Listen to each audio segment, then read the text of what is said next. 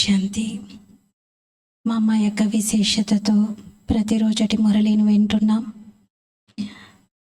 మా అమ్మను ఒకసారి జానకి దాదీజీ అడిగారు, మమ్మ మీరు ప్రతి పరిస్థితిలో చాలా శాంతిగా ఉంటారు, మీ మనసును మీరు ఎలా నియంత్రించుకుంటారు?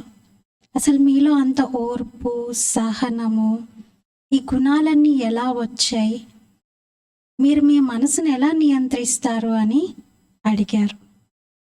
మా అమ్మ చెప్పారంట, మనస్సు అనేది మన బేబీ. నా మనస్సును నా చిన్న కూతురుగా భావిస్తాను. నా మనస్సు నేను ఎలా చెప్తే అలా వింటుంది. అప్పుడు మన మనస్సు నా మనస్సు అని అనుకున్నప్పుడు నా అన్న దానిపైన అధికారం ఉంటుంది కదా. అందుకే ప్రేమతో మనస్సుకు చెప్తాను, మనసు నా మాట వింటుంది అన్నారు. అంతే, అప్పటి నుండి ఇంకా జానకి దాదీజీ కూడా మనసును మమ్మ వలె నియంత్రించాలి అంటే అంత ప్రేమగా మనస్సును తనకు నచ్చిన విధంగా తను ఎలా ఆర్డర్ చేస్తే అలా ఉంచగలుగుతాము అనేది అర్థం చేసుకున్నారు. మరి మనకు కూడా ఈ విషయము అర్థమైంది కదా. మరి మన మనస్సును మనం కూడా మా అమ్మ సమానంగా పూర్తిగా చిన్న బేబీగా భావిస్తూ చక్కగా బాబా ఎలా చెబితే అలా నడవమని చెప్తాము, మనస్సును అలా నడిపిద్దాము. ఈరోజు 12 జూన్ మురళి. मीठे बच्चे बाप उस रथ में आते हैं जिसने पहले पहले भक्ति शुरू की, जो नंबर 1 पूज्य था फिर पुजारी बना है. यह राज सबको स्पष्ट करके सुनाओ. మధురమైన పిల్లలు, బాబా ఏ రథంలో వస్తారంటే వారు మొట్టమొదట భక్తిని ప్రారంభించి ఉండాలి. నెంబర్ 1 పూజ్యుడిగా, తర్వాత పూజారిగా అయిన వారే ఉండాలి. ఈ రహస్యము అందరికీ స్పష్టంగా వినిపించండి. శివ్ బాబా ఏ రథంలో ప్రవేశిస్తారో ఆ రథానికి ఉండాల్సినటువంటి క్వాలిటీస్: మొదట భక్తిని ప్రారంభించిన వారై ఉండాలి, నెంబర్ 1 పూజ్యునిగాను ఉండాలి, ఆ తర్వాత పూజారిగా అయి భక్తిని ప్రారంభించిన వారై ఉండాలి. ఈ లక్షణాలు ఉన్న వారిలోనే శివ్ బాబా ప్రవేశిస్తారు. వారిని శివ్ బాబా తన రథంగా ఎంచుకుంటారు. प्रश्न: बाप अपने वारिस बच्चों को कौन सा वर्षा देने आए हैं? బాబా తన వారసులైన పిల్లలకు ఎటువంటి వారసత్వాన్ని ఇవ్వడానికి వచ్చారు? శివ్ బాబా ఇచ్చే వారసత్వం ఎలాంటిది? జవాబ్: బాప్ సుఖ శాంతి ప్రేమ కా సాగర్ है, यही सारा खजाना वह तुम्हें विल करते हैं. తండ్రి సుఖము, శాంతి, ప్రేమ సాగరుడు. ఈ మొత్తం ఖజానాను బాబా పిల్లలకు వీల్ చేస్తారు. ऐसा विल कर देते हैं जो 21 जन्म तक तुम खाते रहो, कुट नहीं सकता. ఎలా వీలు చేస్తారు అంటే ఇంక 21 జన్మల వరకు మీరు తింటూనే ఉండండి, కానీ తరగదు. తుమే కౌడీ సే హీరే జైసా బనా దేతే హే, మిమ్మల్ని గవ్వల నుండి వజ్ర తుల్యంగా తయారు చేస్తారు. తుమ్ బాప్ కా సారా ఖజానా యోగ్ బల్ సే లేతే హో, మీరు బాబా యొక్క మొత్తం ఖజానాను యోగ బలంతో తీసుకుంటారు. యోగ కే బినా ఖజానా నహీ మిల్ సక్తా హై, యోగం లేకుండా ఖజానా లభించదు. బాబా ఎవరు? శాంతి, ప్రేమ, సుఖం యొక్క సాగరుడు. ఒకవేళ తండ్రి దగ్గర చాలా పెద్ద కార్ఖానా ఉందనుకోండి, పెద్ద ఫ్యాక్టరీ ఉందనుకోండి, ఆ తండ్రి తన పిల్లలకి వారసత్వంగా ఏమి ఇస్తాడు? కార్ఖానానే ఇస్తాడు. ఆ ఫ్యాక్టరీని వారసత్వంగా ఇచ్చేస్తాడు. తండ్రి ఎలాంటి బిజినెస్ చేశాడో ఏముందో తండ్రి దగ్గర అదే పిల్లలకి వారసత్వంగా ఇస్తారు. ఇంకా వంశపారంపర్యంగా అవి కొనసాగుతూ ఉంటాయి. అలాగే ఇక్కడ శివ్ బాబా సుఖ, శాంతి, ప్రేమ యొక్క సాగరుడిగా ఉన్నారు. అందుకే బాబా పిల్లలని అవే గుణాలతో, అవే శక్తులతో నింపుతున్నారు. అవన్నీ బాబా పిల్లలకు విల్ చేస్తున్నారు. 21 జన్మల వరకు మనం సుఖంగా, శాంతిగా, సంతోషంగా ఉంటాం. అసలు అవి తరగనే తరగవు. గవ్వల నుండి వజ్రతుల్యంగా తయారైపోతాం. అయితే ఈ ఖజానాను మనం యోగ బలంతో తీసుకుంటున్నాం. లౌకికంలో అయితే తండ్రి నుండి వారసత్వాన్ని, తండ్రి పైన ఒత్తిడి తీసుకొచ్చి, తండ్రిని బెదిరించి, తండ్రి ఇవ్వదలుచుకోకపోయినా ఏవైనా యత్నాలు చేసి రాయించుకుంటారు. ఇక్కడ అలా లేదు. ఇక్కడ యోగ బలంతో మనం ఆ ఖజానానంతా ప్రాప్తించుకోవచ్చు. యోగం లేకుంటే మాత్రం ఖజానా దొరకదు. ఓం శాంతి. शिव भगवान वाच। अब शिव भगवान निराकार को तो सभी मानते हैं। శివ భగవాన్ వాచ్ ఇది. ఇప్పుడు శివ భగవంతుని నిరాకారుణ్ణైతే అందరూ నమ్ముతారు. ఒక్కరే నిరాకారుడైన శివుడు, వారినే అందరూ పూజిస్తూ ఉన్నారు. మిగతా అందరూ దేహదారులే. వారందరివి సాకార రూపాలు ఉంటాయి. కానీ మొట్టమొదట నిరాకారి ఆత్మ సాకార శరీరంలో ప్రవేశించి సాకారిగా అవుతుంది. ఎవరినైతే మనం దేహదారి అని అంటున్నామో వాళ్ళందరూ కూడా నిరాకారి ఆత్మలే. శరీరాల్లో ప్రవేశించి జన్మలు తీసుకుంటూ శరీరాలని మారుస్తూ దేహదారిగా ఉన్నారు. దేహం స్మృతిలో ఉన్నారు, కానీ యాక్చువల్గా అయితే నిరాకారి ఆత్మలే. సాకార శరీరంలో ప్రవేశించి పాత్ర వహిస్తూ ఉన్నారు. మూలవతనంలో అయితే ఎటువంటి పాత్ర ఉండదు. ఎలాగైతే యాక్టర్స్కి ఇల్లు ఒకటి ఉంటుంది, వేదిక స్టేజ్ ఒకటి ఉంటుంది, డ్రామా ప్లేస్ ఒకటి ఉంటుంది, అంటే షూటింగ్ జరిగే ప్లేస్ ఒకటి ఉంటుంది, ఇల్లు ఒకటి ఉంటుంది. అలాగే ఆత్మలకి ఇల్లు పరంధామం. ఈ ప్రపంచమంతా షూటింగ్ ప్లేస్, ఈ ప్రపంచమంతా వేదిక. మరి స్టేజ్ పైకి రాగానే ఏం చేస్తారు? పాత్ర వహిస్తారు. ఆత్మలు ఇక్కడ శరీరాల ద్వారా పాత్రలు వహిస్తూ ఉన్నాయి. పాత్రపైనే మొత్తం ఆధారం అంతా ఉంది. ఆత్మలో ఎటువంటి తేడా ఉండదు. యాక్టింగే డిఫరెంట్గా చేస్తున్నారు. ఆత్మలన్నీ సేమ్. ప్రతి ఆత్మలో 7 గుణాలు ఉన్నాయి. ప్రతి ఆత్మ శివబాబా సంతానం. ప్రతి ఆత్మ కూడా జన్మ మరణ చక్రంలో వస్తుంది. ప్రతి ఆత్మ తన రికార్డ్ని, తన పాత్రని తనలోనే పెట్టుకొని ఉంది. ఇవన్నీ కామన్ ఫ్యాక్టర్స్ ప్రతి ఆత్మలో ఉండేవి. కాకపోతే ఆ ఆత్మ తన పాత్రని ఎలా వహిస్తుంది, తన లోపలున్న గుణాలని ఎన్ని ఉపయోగించుకుంటుంది, ఎన్ని అవగుణాలను ధారణ చేస్తుంది, ఎంత రావణుడికి వశమవుతుంది, దీనిలోనే తేడా ఉంది అంటున్నారు. పాత్రపైనే మొత్తం ఆధారం అంటున్నారు బాబా. అంటే ఎలాంటి పాత్ర వహిస్తుందో ఆత్మ అలా పిలువబడుతుంది. తండ్రి పరమాత్మ. మరి వారు వచ్చి ఏం చేస్తారు? వారి కర్తవ్యం ఏంటి అదైతే తెలుసుకోవాలి కదా. కొందరు ప్రెసిడెంట్గా, కొందరు రాజుగా, ఆక్యుపేషన్ ఒక్కొక్కరిది ఒక్కొక్క విధంగా ఉంటుంది కదా. ఇక్కడ పవిత్రమైన దేవతలు ఉన్నారు. మరి ఇక్కడ వీరిని పూజిస్తున్నారు దేవతలని. మీకైతే అర్థమవుతుంది కదా. ఈ చదువుకొని మీరే లక్ష్మీనారాయణులుగా, దేవీ దేవతలుగా, విశ్వానికి యజమానిగా తయారు కాగలుగుతారు. మరి అలా తయారయ్యారు ఆల్రెడీ దేవతలు. అందుకే వారు పూజింపబడుతున్నారు. మరి ఎవరు తయారు చేశారు అలా? పరమాత్ముడే తయారు చేశారు. మీరు ఆత్మలు వారి ద్వారా చదువుకుంటూ ఉన్నారు. మీరు కూడా చదివిస్తూ ఉన్నారు. గొప్పతనం ఏమిటి అంటే తండ్రే స్వయంగా వచ్చి పిల్లలకు చదివించడం. భగవంతుడే స్వయంగా వచ్చి నేరుగా తన పిల్లలకి చదివిస్తూ ఉన్నారు. రాజయోగాన్ని నేర్పిస్తూ ఉన్నారు. ఎంత సహజమైన విషయం ఇది. దీనిని రాజ్యోగని అంటారు.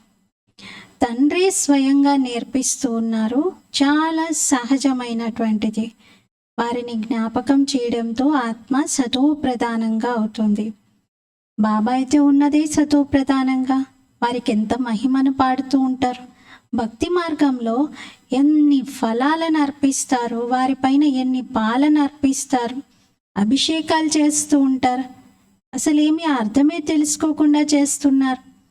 దేవతలని పూజిస్తారు, శివుడి పైన మాత్రం పాలు, పూలు, ఫలాలు ఇవన్నీ అర్పిస్తూ ఉంటారు. మిగతా దేవీ దేవతలకు అన్ని వండి పెట్టినటువంటి పదార్థాలన్నిటినీ నైవేద్యంగా పెడతారు. శివుడికి మాత్రం పాలే, ఎక్కువగా పాలు పూలు అర్పిస్తూ ఉంటారు. దేవతలు ఈ భూమి పైన రాజ్యం చేశారు. మరి శివుడు ఏం చేశారు? శివుని పూజిస్తున్నారు కదా, శివుణ్ణి అజన్మ అంటారు కదా. మరి వారు ఏం చేశారు? వారు ఏ కర్తవ్యం చేయడం వలన పూజనీయుడిగా అయ్యారు? దేవతలదైతే చరిత్రలు రాశారు, తెలుసు వారు స్వర్గానికి యజమానులు అని. మరి వారిని అలా ఉన్నతంగా తయారు చేసిన శివుడి గురించి కూడా తెలుసుకోవాలి కదా. ఎంత భక్తి చేస్తూ ఉన్నారు, కానీ శివుని యొక్క ఆలోచనే రావట్లేదు. శివుడే భగవంతుడు అన్న విషయం కూడా వారికి తెలియట్లేదు. నిజానికి అన్ని మతాల వారు ఆ శివ పరమాత్మని జ్ఞాపకం చేస్తున్నారు. జ్యోతి అని ఒక్కొక్కరు ఒక్కొక్క పేరుతో జ్ఞాపకం చేస్తున్నారు, కానీ అందరికీ తండ్రి వారు. ఇదెవరూ తెలుసుకోవట్లేదు. వారి కర్తవ్యం ఏంటో కూడా తెలుసుకోవట్లేదు. వారు ఎలాంటి సుఖాన్ని ఇస్తారు ఇది కూడా తెలియదు. మరి దేవతలు సుఖం ఇస్తారా ఎవరికైనా? వాళ్ళు రాజు రాణిగా ఉన్నారు, సత్యయుగాన్ని పరిపాలించారు, ప్రజలకు సుఖాన్ని ఇచ్చారు. కానీ వాళ్ళని అలా తయారు చేసింది కూడా శివబాబా కదా. డైరెక్ట్గా వాళ్ళెవరికి ఏమీ ఇవ్వలేరు, ఎందుకంటే వాళ్ళు కూడా ఒకరి ద్వారా అలా తీర్చిదిద్దబడ్డారు. గొప్పతనం అంతా శివబాబాది. ఇక్కడైతే కేవలం రాజ్యం చేస్తారు, ప్రజలను కూడా తయారు చేసుకుంటారు, ఎవరి కళ్యాణము చెయ్యరు. వీళ్ళు సత్యయుగంలో ఎవరి కళ్యాణము చేసే పని ఉండదు. అందరూ సంస్కరించబడినటువంటి వాళ్ళే ఉంటారు అక్కడ. అక్కడ ఎవరినో తీర్చిదిద్దడం, ఎవరినో ఉద్ధరించడం ఉండనే ఉండదు. ప్రజలందరూ కూడా సుఖంగానే ఉంటారు. ఏదైనా మనుషులు చేయగలిగితే అల్పకాలికంగానే చేస్తారు.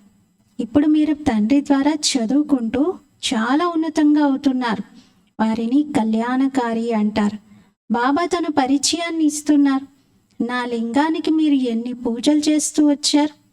నన్ను పరం ఆత్మ అని అనేవారు, పరమాత్ముడు ఆ పరమాత్ముడు అని అనేవారు. పరం ఆత్మ నుండి పరమాత్మ అనే శబ్దం వచ్చేసింది. కానీ ఇది తెలుసుకోవట్లేదు. కేవలం పరమాత్మ పరమాత్మ అని అన్నారు తప్ప అసలు వారు ఆత్మకి ఏమవుతారు అనేది అర్థం చేసుకోలేదు. కేవలం సర్వవ్యాపి అని ఒక్క సిద్ధాంతంతో అందరూ భగవంతులే, అందరిలో ఉన్నాడు, అంతటా ఉన్నాడంటూ వారి మహిమను తగ్గించేశారు. నామరూపాలకు అతీతుడు అన్నారు. మళ్ళీ వారిపైన పూలు అర్పించడము, పాలాభిషేకం చేయడము, ఇవన్నీ ఎందుకు చేస్తున్నట్లు? మరి అది శోభనీయంగా ఉండదు కదా. అసలు నామరూపాలే లేవు అంటూ అవన్నీ అర్పించడము, అభిషేకాలు చేయడము ఎలా చేయగలుగుతారు? మరి ఆకారం ఉంటేనే కదా అలా అర్పించగలిగేది. మరి నిరాకారుడు అని వారిని అనడానికి లేదు అంటున్నారు. అంటే శరీర ఆకారం లేనివాడు, కానీ నిరాకారుడు అంటే అస్సలు ఆకారం లేకుండా ఉండేవాడు కాదు అని అర్థం. బాబా ముందు ఎంతోమంది వచ్చి ఆర్గ్యూ చేస్తూ ఉంటారు కూడా, కానీ పనికిరాని విషయాలతో తలగొట్టుకోవడం ఎందుకు? లాభమేమీ ఉండదు వాటితో. ఇవి అర్థం చేయించడం పిల్లల పని.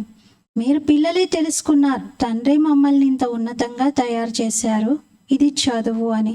తండ్రి టీచర్ అయి చదివిస్తూ ఉన్నారు. మీరు మనుష్యుల నుండి దేవతలుగా తయారయ్యేందుకు ఇక్కడ చదువుకుంటూ ఉన్నారు.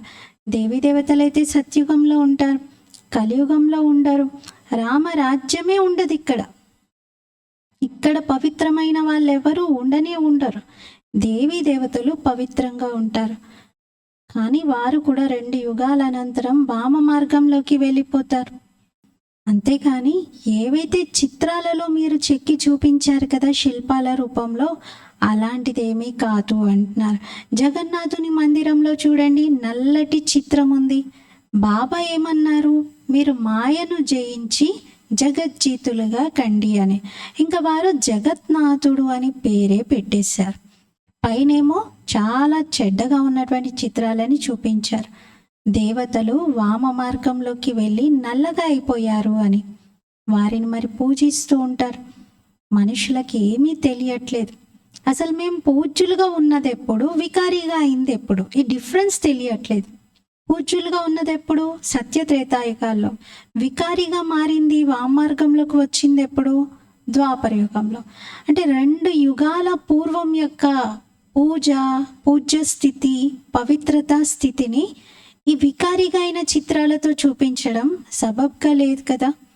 వికారిగా అయినప్పుడు ఆ రూపంలోనే లేరు, కానీ అవే రూపాలతో ఉన్న దేవీ దేవతలు వికారిగా అయినట్టు చూపించడం అది తప్పు కదా అంటున్నారు బాబా. దేవీ దేవతలు చాలా జన్మల తర్వాత అలా తయారయ్యారు, అంతేగాని ఆ జన్మలోనే పవిత్రంగా ఉన్న స్థితిలోనే దిగజారిపోయినట్టుగా చూపించడం అది రాంగ్. మనుషులకేమీ తెలియట్లేదు. 84 జన్మల యొక్క లెక్క కూడా ఎవరి బుద్ధిలోనూ రావట్లేదు. మొదట పూజ్యులుగా సతో ప్రధానంగా ఉన్నవారు తర్వాత 84 జన్మలు తీసుకుంటూ తమో ప్రధాన పూజారిగా అయిపోయారు. రఘునాథుని యొక్క మందిరంను కూడా నల్లగా చూపిస్తారు. చిత్రం నల్లగా చూపించారు, అర్థమేమీ తెలుసుకోవటం లేదు. సరే, శ్రీకృష్ణుని అలా చూపించారంటే దానికి ఒక కారణం చెప్తున్నారు అనుకోవచ్చు. మరి రాముణ్ణి ఎందుకు చూపించారు? రఘునాథుని అయితే అలా చూపించకూడదు కదా. ఇప్పుడు పిల్లలైన మీరు అర్థం చేసుకుంటున్నారు. మొత్తం దేవీ దేవతలు అందరివి కూడా నల్లటి చిత్రాలను చూపిస్తున్నారు. జ్ఞానచితి పైన కూర్చోబెట్టి బాబా తెల్లగా చేస్తున్నారు. కామచితి పైన కూర్చొని ఆత్మ నల్లగా మారిపోతుంది. దేవతలు వామ మార్గంలోకి వెళ్ళి వికారిగా అయ్యారు. వారికి దేవత అని ఇంకా ఆ టైంలో పేరే ఉండదు. దేవత అని ఉన్నప్పుడు పవిత్రంగా పూజ్యులుగా ఉన్నారు, కానీ ఏం చేశారు? దేవత అనే టైటిల్తోనే వికారిగా అయిపోయినట్టుగా చూపించారు. అది రాంగ్ అంటున్నారు బాబా. వామ మార్గంలోకి వెళ్ళడంతో నల్లగా అయిపోయారు. ఇది చెప్పటానికి నల్లటి రాయితో విగ్రహాలని చెక్కారు. మీకు తెలుసు, శివబాబా అయితే ఎప్పుడూ నల్లగా అవ్వరు. వారు సదా వజ్రంగా ఉంటారు. మిమ్మల్ని వజ్రం వలె తయారు చేస్తూ ఉన్నారు. వారు ఎప్పుడు నల్లగా కారు, కానీ మరి వారిని ఎందుకు నల్లగా చూపించడం? శివలింగాన్ని కూడా నల్లగానే చూపిస్తారు కదా.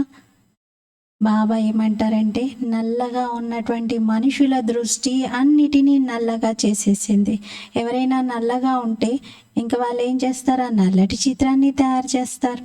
శివ్ బాబా చెప్తున్నారు, నా పైన ఎందుకు దోషం వేశారు? నేనేం తప్పు చేశాను? నన్నెందుకు నల్లగా చూపిస్తున్నారు అని. నేనైతే వచ్చేదే మీ అందరినీ తెల్లగా చేయటానికి కదా. నేనైతే సదా తెల్లగా ఉంటాను కదా. కానీ మనుషుల బుద్ధి ఎలా మారిపోయింది అంటే ఏమీ అర్థం చేసుకోవటం లేదు. నల్ల రంగు అద్దాలు పెట్టుకొని చూస్తే అన్నీ నల్లగా, అందరూ నల్లగానే కనిపించారు. అందుకే అన్నీ నల్లగా తయారు చేశారు. మనుషుల బుద్ధి అలా తయారైంది, ఏమీ అర్థం చేసుకోవటం లేదు. శివబాబా అయితే ఉన్నదే సదా వజ్రంగా తయారు చేసేటువంటి వారు. నేనైతే సదా బాటసారిగా ఉన్నాను అంటున్నారు. సదా తెల్లగా ఉన్నటువంటి బాటసారిని. బాబా ఏమంటారు? మే హసీన్ ముసాఫిర్ హూ, మే గోరా ముసాఫిర్ హూ అంటారు. నేను చాలా అందంగా ఉన్నటువంటి బాటసారిని, తెల్లగా ఉన్న బాటసారిని అంటారు. నేనేం చేశాను? నన్నెందుకు నల్లగా తయారు చేశారు? ఇప్పుడు మిమ్మల్ని తెల్లగా ఉన్నతంగా తయారు చేస్తున్నాను కదా, మీకు ఉన్నత పదవిని ఇస్తున్నాను కదా. మరి ఉన్నత పదవిని ఎలా పొందగలుగుతారు? అది కూడా బాబా చెప్పేశారు, ఫాలో ఫాదర్. ఏ విధంగా ఈ బ్రహ్మ బాబా తన సర్వస్వాన్ని శివబాబాకు అర్పించారు. మరి అలాగే తండ్రిని చూడండి, మీరు కూడా మొత్తం అంతా బాబాది అనుకోండి.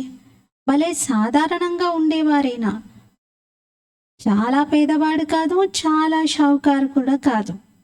బాబా ఇప్పుడు చెప్తున్నారు, మీ ఆహారపు అలవాట్లు, మీ తొడగటం, ఉండటం, చెయ్యటం అన్నీ మధ్య రకంగా సాధారణంగా ఉండాలి. అతి ఉన్నతంగా ఉండకూడదు, అతి నీచంగా కూడా ఉండకూడదు. అంటే పూర్తి తక్కువ స్థాయిలో ఉండకూడదు, పూర్తి ఉన్నత స్థాయిలోనూ ఉండకూడదు, మధ్య రకంగా ఉండాలి. బాబా అన్ని శిక్షణలను ఇస్తారు. వీరు కూడా చూడ్డానికి ఎంత సాధారణంగా ఉన్నారు. మీతో అంటారు, ఎక్కడున్నారు భగవంతుడు, చూపించండి, ఇతనిలో ఉన్నాడా, ఏడి కనిపించట్లేదేంటి అని అంటారు. ఎందుకంటే బ్రహ్మ బాబా చాలా సాధారణంగా కనబడతారు. అరే ఆత్మ బిందువు, ఆత్మనేమైనా చూడగలుగుతారా అలా? ఇదైతే తెలుసు కదా, ఆత్మ సాక్షాత్కారము ఈ కళ్ళతో చేసుకోలేరు అని. మీరేమంటే భగవంతుడే మాకు చదివిస్తున్నారు అని. మరి తప్పనిసరిగా భగవంతుడు ఒక దేహాన్ని ధరించి ఆ శరీరం ద్వారా ఆ ముఖాన్ని ఉపయోగించి మాట్లాడతారు కదా. నిరాకారుడు ఎలా చదివించగలుగుతారు? మనుషులకి ఏమీ తెలియటం లేదు. ఏ విధంగా మీరు ఒక ఆత్మగా ఉండి శరీరాన్ని ధరించి పాత్ర వహిస్తున్నారో అలాగే పరమాత్మ కూడా పాత్ర వహిస్తున్నారు. ఆత్మనే శరీరం ద్వారా మాట్లాడుతుంది. అంటే దీన్ని ఏమంటారు? ఆత్మవాచ అంటారు. కానీ పరమాత్ముడు ఇతని శరీరంలో ప్రవేశించి మాట్లాడినప్పుడు అది పరమాత్మ వాచ లేదా భగవాను వాచగా మారుతుంది. మరి ఆత్మవాచ అనేది శోభనీయంగా లేదు కదా. పరమాత్మ వాచ లేదా భగవాను వాచ బాగుంది. ఆత్మ అయితే వానప్రస్థం, వానికి అతీతం కదా. వాచ అనేది శరీరం ద్వారా సాధ్యమవుతుంది. వానికి అతీతంగా కేవలం ఆత్మనే ఉంటుంది. వానిలోకి రావాలి అంటే మాత్రం శరీరం తప్పనిసరిగా కావాలి. బాబా కూడా జ్ఞానసాగరుడు, మరి తప్పకుండా ఒక శరీరం యొక్క ఆధారం తీసుకుంటారు కదా. వారికి కూడా రథం కావాలి, లేకపోతే ఎలా వినిపించగలుగుతారు? బాబా పతితుల నుండి పావనంగా తయారయ్యే శిక్షణని ఇస్తున్నారు. ఇందులో ప్రేరణ విషయం ఏమీ లేదు. ఇవైతే జ్ఞానం యొక్క విషయాలు. మరి వారు ఎలా వస్తారు? ఎవరి శరీరంలో వస్తారు? వచ్చేదైతే తప్పకుండా మనిషి శరీరంలోనే కదా. ఇంకే జంతువు శరీరం బాబా తీసుకోరు. ఏ మనుషుల్లో వస్తారు మరి? ఎవరికీ తెలీదు, మీకు తప్ప. రచయిత స్వయంగానే వచ్చి తన పరిచయాన్ని ఇస్తున్నారు.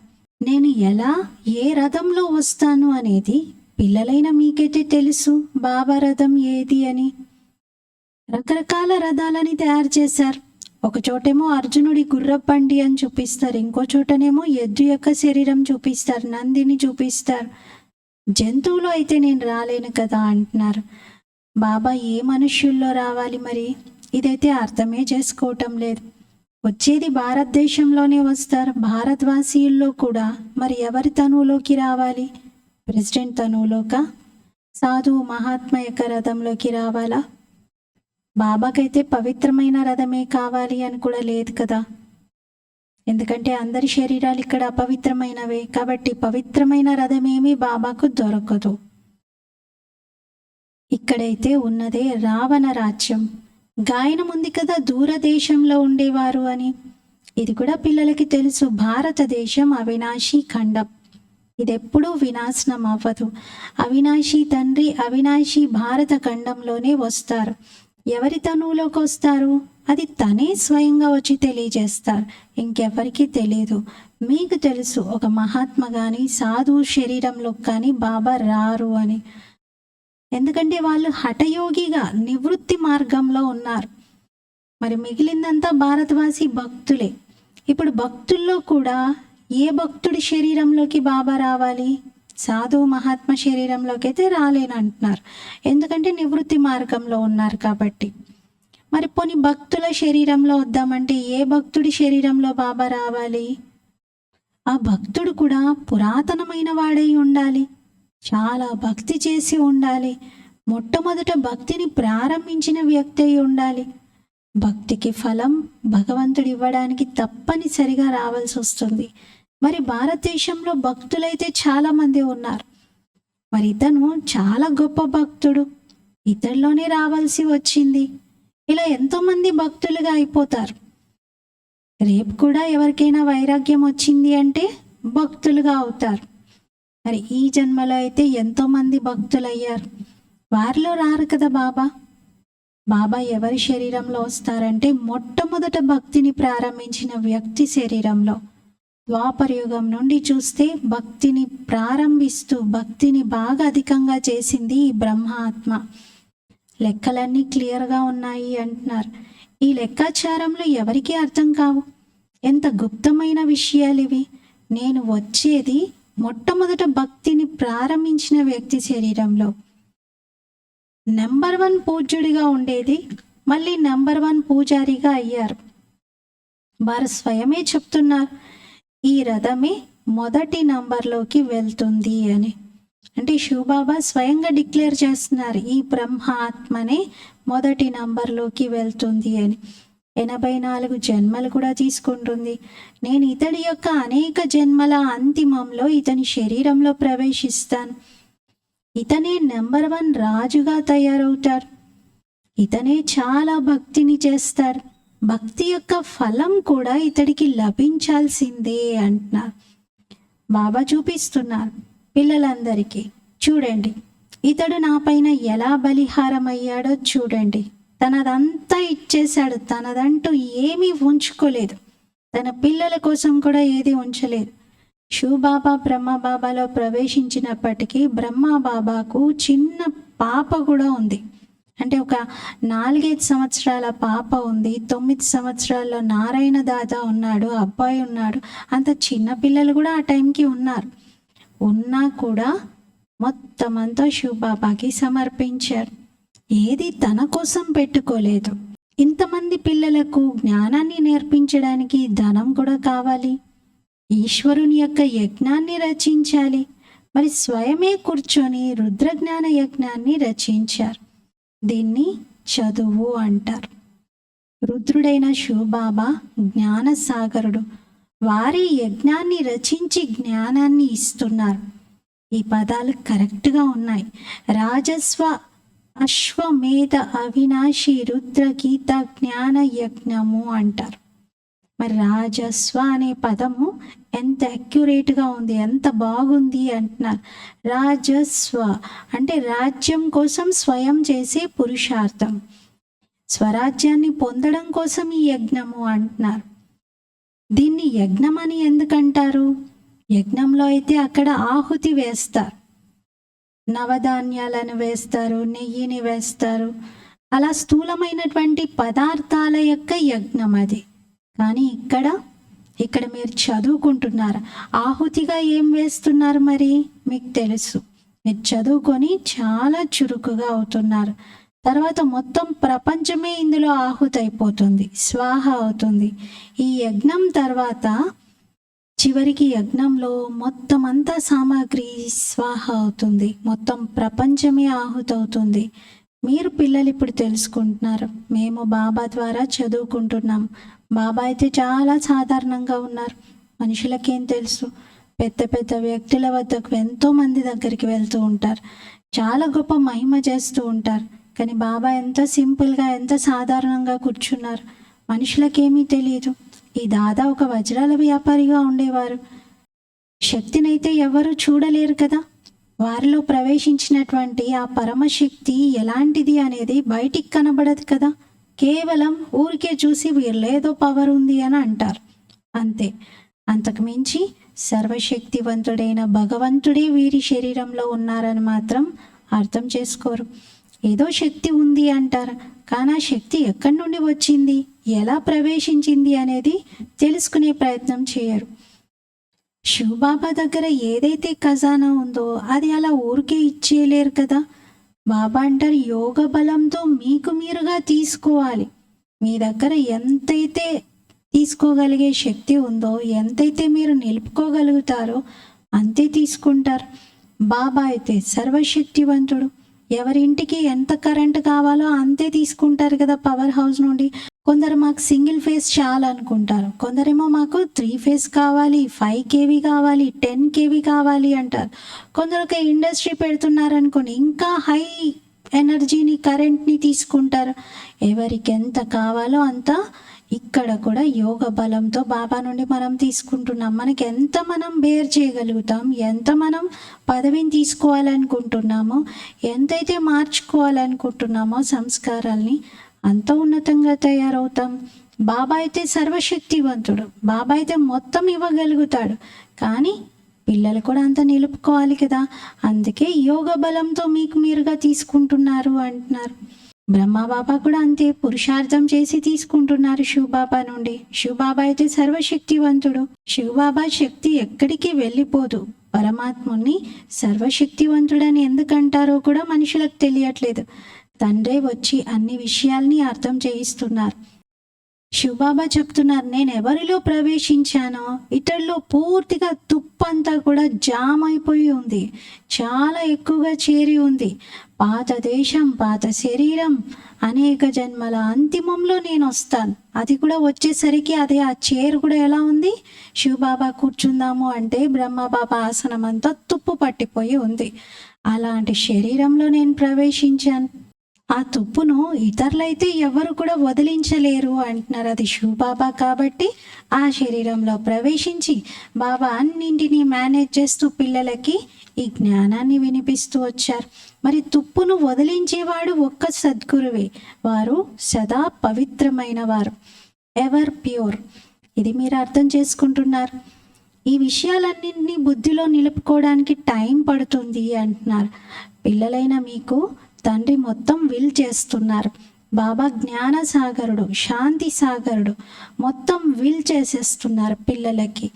బాబా వచ్చేది కూడా పాత ప్రపంచంలో.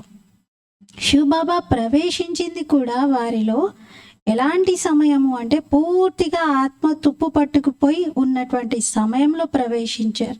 ఎలా చేస్తున్నారు మరి? ఆ బ్రహ్మాత్మని మిగతా ఆత్మలందరినీ వజ్రంలాగా తయారు చేస్తున్నారు. అంటే తుప్పు పట్టుకొని ఉన్నటువంటి వస్తువు దశ నుండి వజ్రం వలె ఆ డ్రాస్టిక్ చేంజ్ని చూడండి. అలా బాబా ఆత్మ పూర్తి వికారిగా ఉన్న స్థితి నుండి సంపూర్ణ పవిత్రంగా చేస్తున్నారు. वो बल इस समय करोड़पति है परंतु अल्पकाल के लिए सबका खलास हो जाएगा. ఇక్కడ ప్రపంచంలో భలే కోటీశ్వర్లు ఉన్నారు, కానీ మొత్తం అంతా అల్పకాలికంగానే. ఆ కరోడ్పతి రోడ్పతిగా అవ్వడానికి ఎంతో సమయం పట్టదు అంటారు. మొత్తం అంతా వినాశనం అవుతుంది. వర్త్ పౌండ్గా తయారవుతున్నది మీరు మాత్రమే. ఇప్పుడు మీరు స్టూడెంట్గా ఉన్నారు, ఇతను కూడా స్టూడెంటే. అనేక జన్మల అంతిమంలో ఉన్నారు. తుప్పు చేరి ఉంది. ఎవరైతే మంచిగా చదువుకుంటున్నారో వారికి కూడా తుప్పు చేరి ఉంది. వాళ్ళందరూ పతితంగా ఉన్నవారు పావనంగా తయారయ్యే పురుషార్థం చేస్తున్నారు. అందుకే బాబా అందరూ పావనంగా అవ్వాలి అని అంటున్నారు. ఇది డ్రామా తయారయ్యి ఉంది. బాబా అయితే రియల్ విషయాలనే వినిపిస్తూ ఉన్నారు. బ్రహ్మ ఆత్మని అందరికంటే పతితంగా అయింది, మళ్ళీ పావనంగా అవుతుంది అంటున్నారు. శివబాబా చెప్పేదంతా సత్యం. వారెప్పుడూ అసత్యం మాట్లాడరు కదా, ఉల్టా మాటలు వినిపించరు కదా. ఈ అన్ని విషయాలు మనుషులకు తెలియదు.